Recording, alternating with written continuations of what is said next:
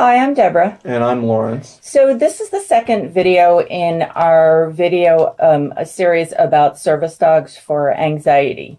And if you haven't seen the first video, please give it a look. It's just in general, should you consider a service dog for anxiety?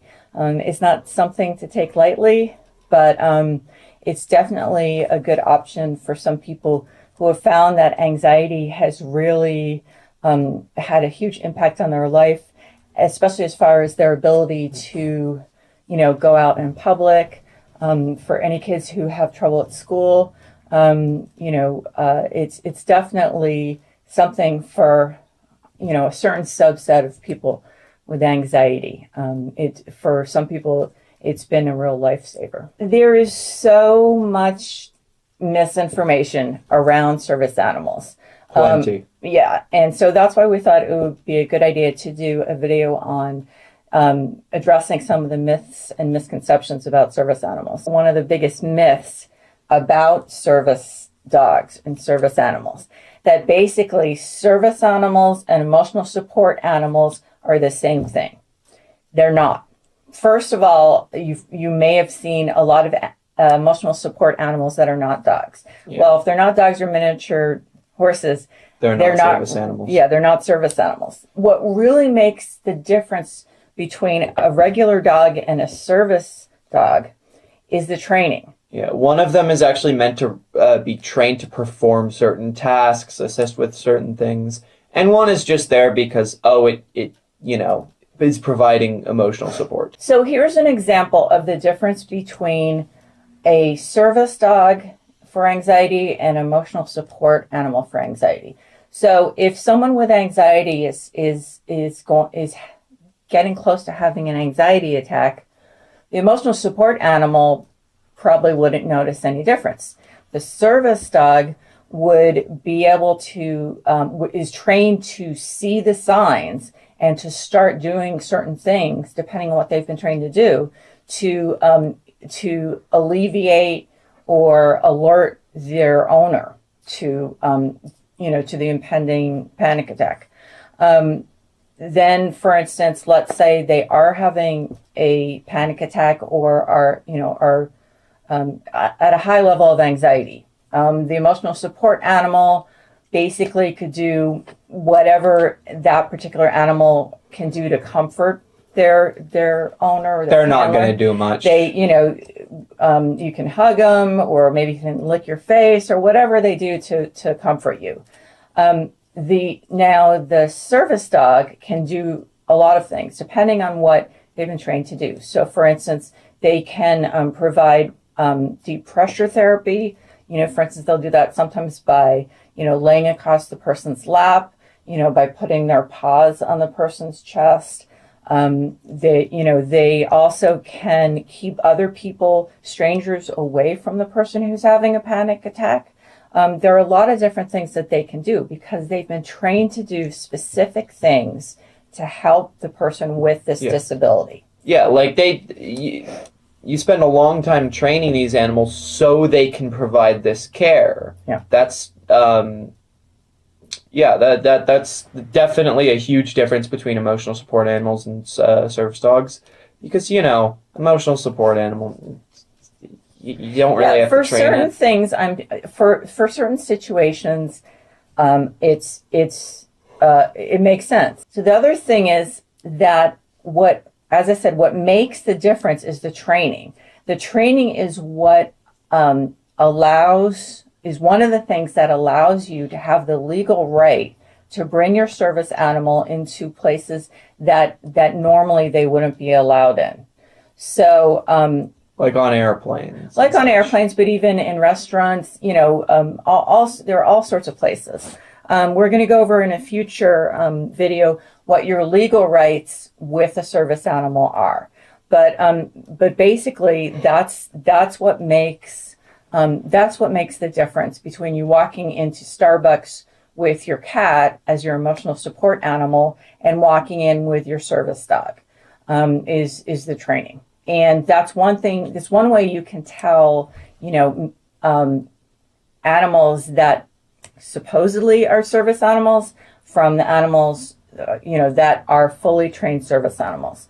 If somebody has a vest on a cat that says service animal, it's not. Yeah.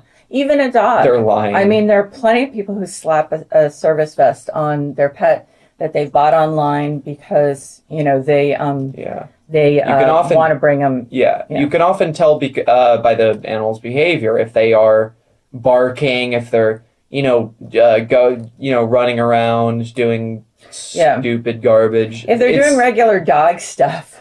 It's clear that that's not an actual service animal. I mean, in some cases, it could be a partially trained service animal, but it's unlikely because if the owner's doing nothing to stop them, then it's definitely not. Yeah, well, that's another way. The second myth about service animals is that they have to be certified or registered. They do not. There is no certification. There is no registration. The thing that makes an animal a service animal is the training and the fact that they are with someone with a disability that their training can help. Okay, so all the stuff you see online about service animal registration or certification, they're scams. Those are just set up to take advantage of the confusion that a lot of people have about service animals. Yeah, because it's a little bit of a hard to understand topic because,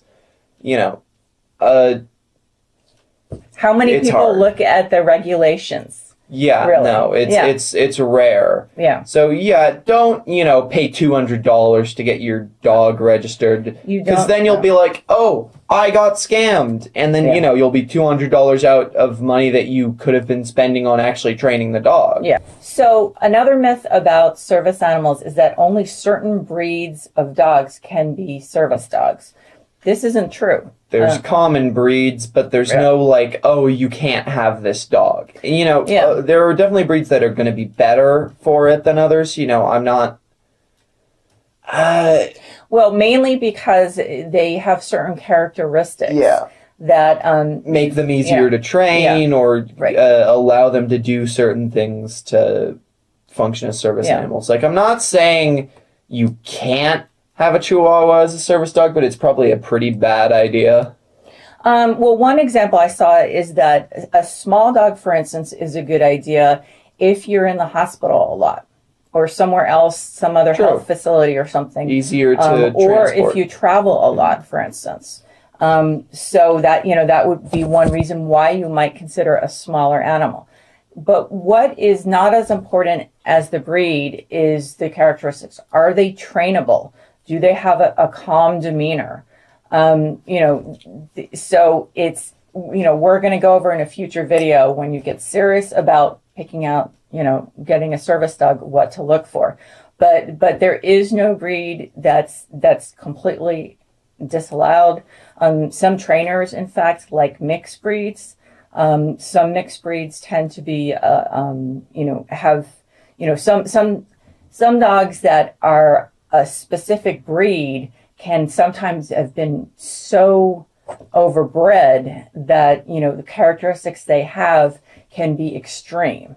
Mm-hmm. So, we had a sheep herding dog that freaked out unless everyone else was in the room. So some trainers actually do like mixed breed dogs because they tend not to have any of those characteristics to an extreme. The next myth is that service dogs have to have a vest. Have to always be wearing a vest. The vest is completely, is completely optional.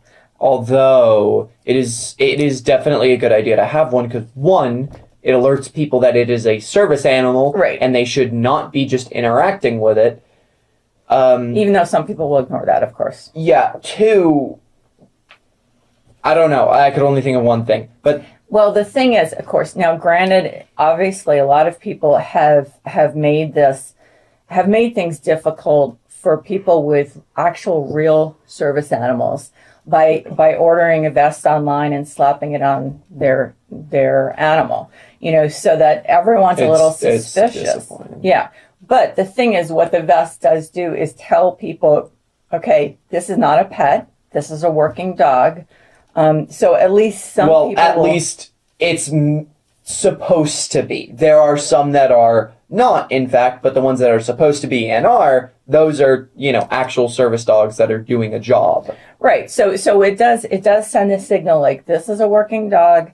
At least the people then who understand will know not to pet it. Obviously there are always going to be people who do. Apparently some people will come right up and say, oh, I know I'm not supposed to do this. And then pet the dog. It's like you're an idiot and you're an... And not only do service dogs not have to have a vest on, but they also don't have to have any kind of ID. You don't have to have any kind of ID card for them. There's a myth that service dogs have to be trained by a professional. This is not true.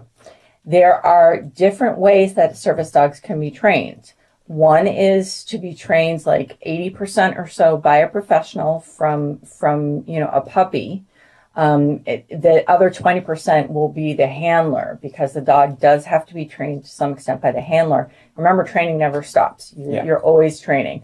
Then there's like a kind of a hybrid model where you're going to do most of the training of the dog, but you do get advice and some help from a professional trainer.